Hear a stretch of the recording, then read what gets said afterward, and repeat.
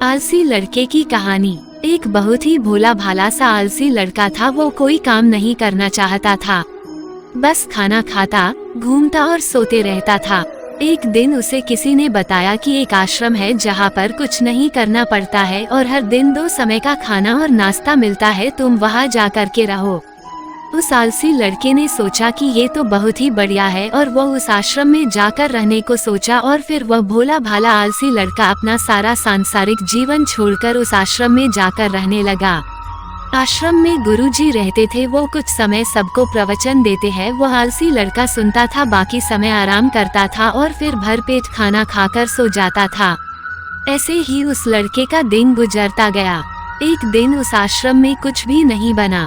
नाश्ते के समय नाश्ता नहीं मिला। उसने सोचा नाश्ता नहीं मिला, भोजन तो मिलेगा। अब भोजन के समय भी उसे भोजन नहीं मिला। लड़का दौड़ करके गुरुजी के पास गया और उसने पूछा कि आज भोजन क्यों नहीं बना। गुरुजी ने कहा कि बेटा, आज एकादशी है और जितने भी आश्रम के सदस्य हैं उनका उपवास है और तुम्हारा भी आज उपवास है, आज भोजन नहीं बनेगा।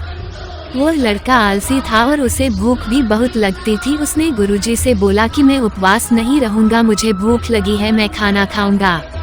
गुरुजी ने बोला ठीक है, जाओ भंडारे में से सामान ले करके आओ और आश्रम में नहीं बाहर ले जा करके बना लो, लेकिन याद रखना भोजन बनाने के बाद सबसे पहला भोग भगवान को लगाना और फिर तुम प्रसाद पाना। वो लड़का बोला ठीक है और फिर अनाज लेकर नदी की ओर पहुंचा। भोजन पकाने लगा, तैयार हुआ। उसके बाद कहने लगा कि भगवान श्री राम आइए, पधारिए, भोग लगाइए।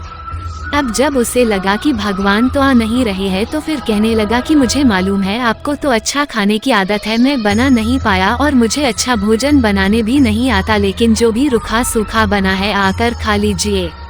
भगवान श्री राम उसकी सरलता पर बहुत ही प्रसन्न हुए और उस लड़के को दर्शन दे दिए। उसने देखा कि भगवान श्री राम आए हुए हैं और उनके साथ में माता सीता भी आई हुई है, लेकिन लड़के ने सिर्फ 2 लोगों के लिए ही भोजन बनाया था, एक अपने लिए और दूसरा भगवान के लिए। और अब क्योंकि भगवान के साथ माता सीता भी आई हुई थी तो उसने उस भोजन को माता सीता और भगवान के सामने ग्रहण करने के लिए रख दिया। भगवान श्री राम और माता सीता ने भोजन किया और उसके बाद जब वह जाने लगे तो ये भोला सा आलसी सा लड़का बोला कि प्रभु आप आए, दर्शन दिए, बहुत अच्छा लगा, मुझे खाने को कुछ नहीं मिला, लेकिन कोई बात नहीं, लेकिन आपसे एक विनती है कि अगली बार जब आप आएंगे तो कितने लोग आएंगे ये बता दीजिए ताकि मैं उतने लोगों के लिए भोजन बनाकर रख लूं। भगवान श्री राम मन ही मन मुस्कुराए और फिर अंतर ध्यान हो गए। लड़का आश्रम गया, दिन बीतता गया और फिर एकादशी का दिन आया और इस बार उसने 3-4 लोगों के लिए अनाज ले करके खाना बनाने के लिए नदी के किनारे पहुंचा और उसने बड़े प्रसन्नता से भोजन बनाया और इंतजार करने लगा कि प्रभु आइए और भोग लगाइए। इस बार लड़का देखता है कि भगवान श्री राम पूरा राम दरबार ले करके आए हैं, जैसे माता सीता, लक्ष्मण, भरत, हनुमान जी और सभी लोग आए हैं। लड़के ने 3-4 लोगों का भोजन बनाया था और इस बार भी भोजन कम पड़ गया। लड़के ने निराश होकर भोजन को प्रभु के आगे रख दिया। उन्होंने भोजन किया और फिर चले गए और इस बार भी लड़का फिर से भूखा रह गया। अब लड़का फिर आश्रम गया, दिन बीतता गया और फिर एकादशी का दिन आया और इस बार गुरुजी से कहने लगा कि गुरुजी मुझे इस बार थोड़ा ज्यादा अनाज चाहिए।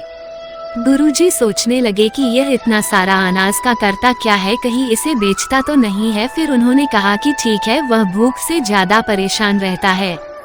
लड़के ने कहा गुरुजी मैं भूख से परेशान नहीं रहता हूँ, प्रभु के साथ बहुत लोग आते हैं, उनको भी तो भोजन कराना पड़ता है।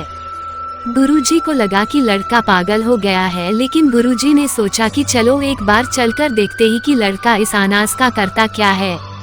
वह भोला सा लड़का अनाज ले करके नदी के किनारे पहुंचा और इस बार भोजन बनाया नहीं। उसने सोचा कि प्रभु हर बार ज्यादा लोगों को ले करके आते हैं, इस बार वह जितने भी आएंगे खुद बना करके भोग लगा लेंगे और फिर प्रेम से प्रभु को बुलाने लगा।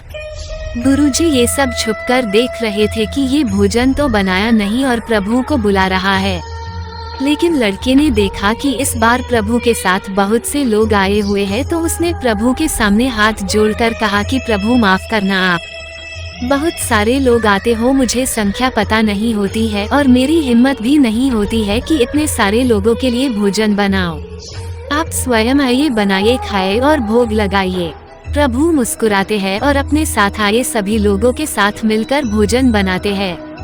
गुरुजी ये सब छुप कर देखते हैं और फिर लड़के के पास आकर के कहते हैं कि तुम ये कर क्या रहे हो।